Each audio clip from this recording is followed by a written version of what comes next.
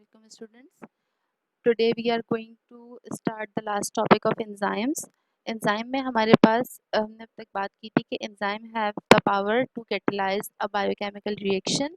Catalyse से हमारा मतलब होता है कि उसका रेट ऑफ रिएक्शन इंक्रीज भी कर सकते हैं और डिक्रीज भी कर सकते हैं. अच्छा, अब एंजाइम्स के पास इतनी ज़्यादा पावर है कि वो बायोकेमिकल रिएक्शंस को कम्प्लीटली रेगुलेट कर सकते हैं, तो देयर मस्ट बी समथिंग जो एंजाइम को कंट्रोल करे. ठीक है, अगर एंजाइमेटिक रिएक्शन बिल्कुल अनकंट्रोल्ड होगा, that is not good for our body. तो हमारे पास जो एंजाइम्स हैं, because they are protein in nature, तो वो सर्टेन तरह के एजेंट्स हैं जिससे वो डीनेचर हो सकते हैं. हमें पता है कि प्रोटीन्स जो हैं वो एक्सट्रीम कंडीशंस से जब एक्सपोज होती हैं तो proteins gate denatured.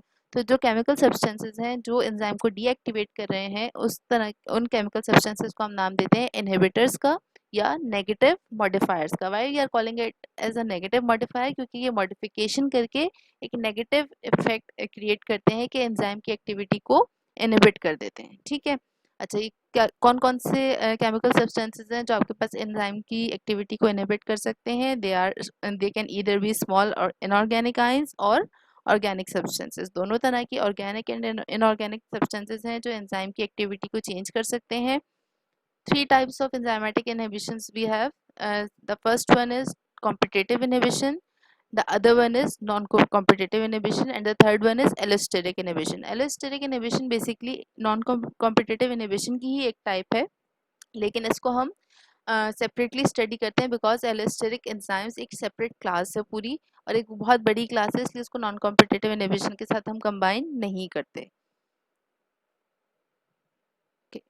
The first one is competitive inhibition. What is competitive inhibition? आप यहाँ पे डायग्राम में देख सकते हैं कि जो एंजाइम है उसकी एक ही एक्टिव साइट है. ठीक है. अब ये जो एक एक्टिव साइट है, इसके हमारे पास एक सबस्ट्रेट मॉलिक्यूल है और एक इनहिबिटर मॉलिक्यूल. वो दोनों में से कोई एक ही इस एक्टिव साइट पे आके अटैच हो सकता है. ठीक है. तो जिसकी कंसंट्रेशन ज़्यादा होगी सबस्ट्रेट की या इनहिबिटर की, या जिसकी एफिनिटी ज़्यादा होगी, that will combine with the enzyme. और अगर सबस्ट्रेट एंजाइम के साथ कंबाइन हो रहा है तो एक्टिवेशन होगी, और अगर इनहिबिटर एंजाइम के साथ कंबाइन हो रहा है तो उसकी इनहिबिशन होगी. ठीक है. अच्छा, अब क्योंकि जो एक्टिव साइट है वो एक ही है और उसके कॉम्पिटिटर्स दो हैं, that is why we call it as an competitive inhibition. और क्योंकि एंजाइम सबस्ट्रेट का जो कॉम्प्लेक्स है that is reversible in nature, तो कॉम्पिटिटिव इनहिबिशन भी आपकी कैसी होती है?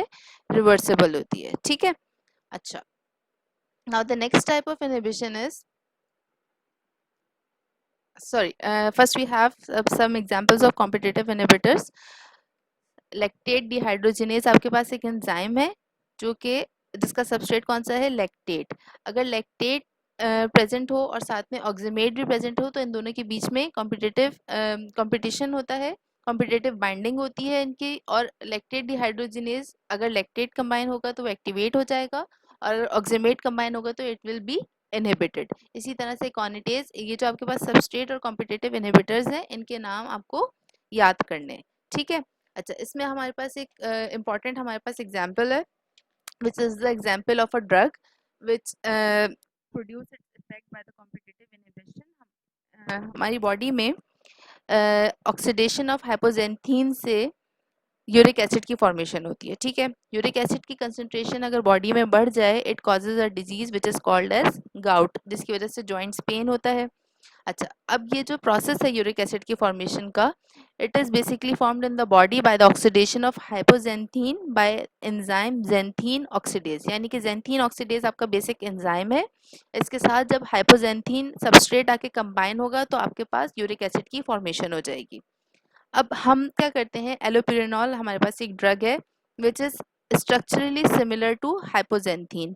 ठीक है. अब हाइपोजेंथीन और एलोपिरेनॉल का स्ट्रक्चर क्योंकि मिलता जुलता है, तो जब हम बॉडी में एलोपिरेनॉल की एडमिनिस्ट्रेशन करते हैं तो जेंथीन ऑक्सीडेज कभी हाइपोजेंथीन के साथ कंबाइन हो जाता है और कभी एलोपिरेनॉल के साथ कंबाइन हो जाता है because of the competitive inhibition. अब जब वो एलोपिरेनॉल के साथ कंबाइन होता है तो यूरिक एसिड की फॉर्मेशन नहीं होती, और जब वो हाइपोजेंथीन के साथ कंबाइन होता है तो यूरिक एसिड की फॉर्मेशन होती है. So if we administer enough allopurinol तो यूरिक एसिड की फॉर्मेशन बॉडी में स्टॉप हो जाती है. ठीक है. तो एलोपेरानोल आपके पास एक ऐसी ड्रग है जिसकी आपके पास सिग्निफिकेंस है due to competitive inhibition. Now the next type of inhibition is non-competitive inhibition, which can be either reversible or irreversible. अच्छा, इसमें आप इसको डायग्राम से देखेंगे तो आपको ज़्यादा अच्छा समझ में आएगा. जिस तरह से हमारे पास प्रीवियसली एंजाइम में एक ही एक्टिव साइट प्रेजेंट थी, in this case we have two active sites. एक आपकी इनहिबिटर साइट है, एक आपके पास एक्टिवेटर साइट है. ठीक है, एक्टिवेटर साइट के ऊपर आगे अगर मॉलिक्यूल आके अटैच होगा तो इट विल कॉज एक्टिवेशन, और अगर इनहिबिटर साइट पे मॉलिक्यूल आके अटैच होगा तो इट विल कॉज इनहिबिशन. इसमें कोई कंपटीशन नहीं हो रहा, सबस्ट्रेट भी आके अटैच हो सकता है और इनहिबिटर भी आके अटैच हो सकता है. ठीक है. अच्छा, अगर इनहिबिटर को आप इजीली रिमूव कर सकते हैं without causing any damage to the enzyme itself, तो it will be called as reversible non competitive inhibition. और अगर इनहिबिटर एंजाइम की एक्टिविटी को खराब किए बगैर रिमूव नहीं हो सकता तो it will be called as reversible non competitive inhibition. अच्छा, एक हमारे पास स्पेशल तरह की इनहिबिशन होती है which is called as suicide inhibition. Suicide inhibition में क्या होता है, हमें पता है कि एंजाइम और सबस्ट्रेट आपस में कंबाइन होके एक एंजाइम सबस्ट्रेट कॉम्प्लेक्स बनाते हैं. उसके बाद वो एंजाइम सबस्ट्रेट कॉम्प्लेक्स चेंज होता है एक एंजाइम प्रोडक्ट में. ऐसा ही है. अच्छा, सुसाइड इनहिबिशन में क्या होता है कि जो मॉलिक्यूल है वो जब एंजाइम सबस्ट्रेट कॉम्प्लेक्स बनाता है, उसके बाद वो जो प्रोडक्ट बनती है that product is more potent inhibitor, यानी कि वो प्रोडक्ट एंजाइम को मजीद इनहिबिट कर सकती है. तो यहाँ पे आप अगर देखें तो एंजाइम इटसेल्फ वो प्रोडक्ट बना रहा है जिसकी वजह से वो इनहिबिट हो सकता है. तो इस तरह की इनहिबिशन को हम कहते हैं सुसाइड इनहिबिशन, क्योंकि इन this case enzyme is producing it's inhibitor by itself. अपने ही एक्शन से वो अपना इनहिबिटर प्रोड्यूस कर रहा है. तो so this type of inhibition is called as suicide inhibition. और इसकी सबसे इंपॉर्टेंट एग्जांपल है हमारे पास एस्पिरिन, जो इसी मैकेनिज्म के थ्रू एक्ट करके बॉडी में एंटी इन्फ्लेमेशन एक्टिविटी प्रोवाइड करती है. The next we have allosteric enzyme. Allosteric enzyme बिल्कुल जिस तरह से हमने पहले डिस्कस किया था कि एक ही एंजाइम है, उसके अंदर एक्टिवेटर भी आके अटैच हो सकता है और इनहिबिटर भी आके अटैच हो सकता है. साइट्स डिफरेंट भी हो सकती हैं और सेम भी हो सकती हैं. ठीक है, कॉम्पिटिटिव बाइंडिंग भी यहाँ पे पॉसिबल है और नॉन कॉम्पिटिटिव बाइंडिंग भी पॉसिबल है. लेकिन सिर्फ होगा क्या कि एक्टिवेटर आके अटैच होगा तो एंजाइमेटिक एक्टिविटी इंक्रीज हो जाएगी, इनहिबिटर आके अटैच होगा तो एंजाइमेटिक एक्टिविटी डिक्रीज हो जाएगी. इसमें आपके पास एलोस्टेरिक एंजाइम्स की कुछ इंपॉर्टेंट एग्जांपल्स हैं कि एंजाइम कौन सा है, ग्लूटामेट डिहाइड्रोजिनेज. एडीपी आके अटैच होगा, it will cause activation of enzyme. ATP या एनएडीएच आके अटैच होगा तो it will cause inhibition of the enzyme. Hexokinase, hexokinase again in the presence of ADP it will be activated, in presence of G6P or ATP it will be deactivated. Protein kinases, the activator is cyclic AMP. अच्छा, protein kinesis की जो inhibition है यहाँ पे उसका inhibition का molecule आपके पास mention नहीं हुआ है, लेकिन protein kinesis can be inhibited by a number of factors. इसको जब हम नेक्स्ट सेमेस्टर में डिटेल में ये आपके जो बायोसिंथेसिस के साइकिल्स हैं उनको हम डिस्कस करेंगे तो उसमें प्रोटीन काइनेसिस का बहुत ज़्यादा जिक्र आएगा सेकेंड मैसेंजर सिस्टम्स में. तो उस वक्त हम इस चीज़ को डिटेल में डिस्कस करेंगे कि इसके एलोस्टेरिक इनहिबिटर्स कौन कौन से हो सकते हैं, क्योंकि अभी जस्ट नाम याद करने का कोई फ़ायदा नहीं है, आपको उसका मैकेनिज्म ठीक से समझ में नहीं आएगा. ठीक है. अच्छा, इसी तरह से पायरुवेट कार्बोक्सिलेज एक इम्पॉर्टेंट एंजाइम है जिसका एक्टिवेटर एसिटाइल कोए है और इनहिबिटर इसका एडीपी है.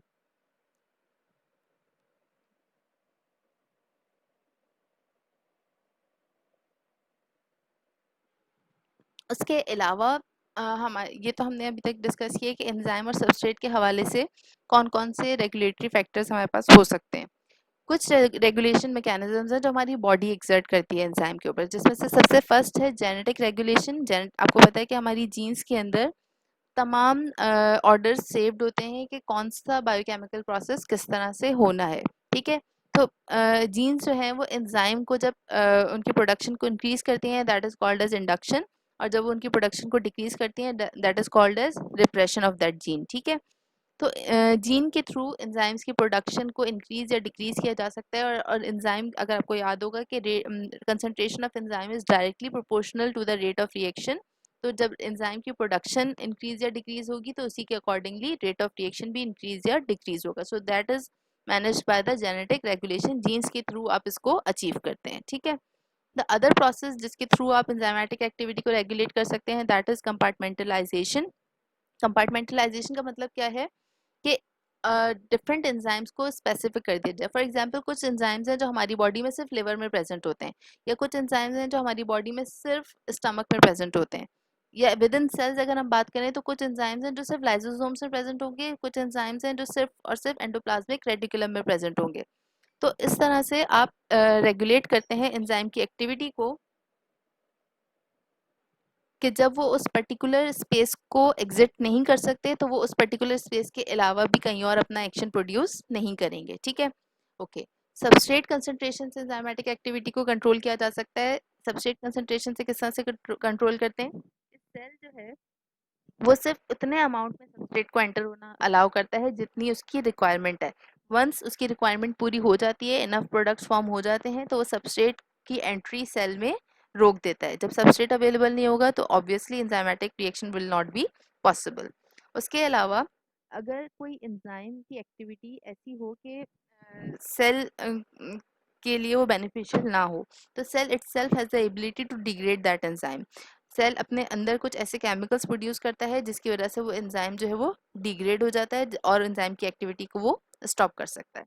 सो बेसिकली हमारी बॉडी में जो बायोकेमिकल प्रोसेसेस हैं उनकी रेगुलेशन के लिए वी हैव एंजाइम्स, और एंजाइम्स की रेगुलेशन के लिए वी हैव फर्दर मैकेनिज्म जिसकी वजह से जो बॉडी है वो एंजाइमेटिक रिएक्शन और इन टर्न बायोकेमिकल प्रोसेसेस को कंट्रोल करती है। ठीक है, so that was all from enzymes. अब आपको इसमें इस पूरे टॉपिक में जितने भी लेक्चर्स मैंने अपलोड किए हैं उस सबको आप स्टडी करें, और जो भी आपके क्वेश्चंस हैं वो आप इस वीक के एंड तक मुझसे पूछ सकते हैं। In the next week I will take a quiz from this topic, और उस क्विज के जो मार्क्स हैं होपफुली जब भी आपका असेसमेंट होगा तो वो उसके अंदर इंक्लूडेड होंगे।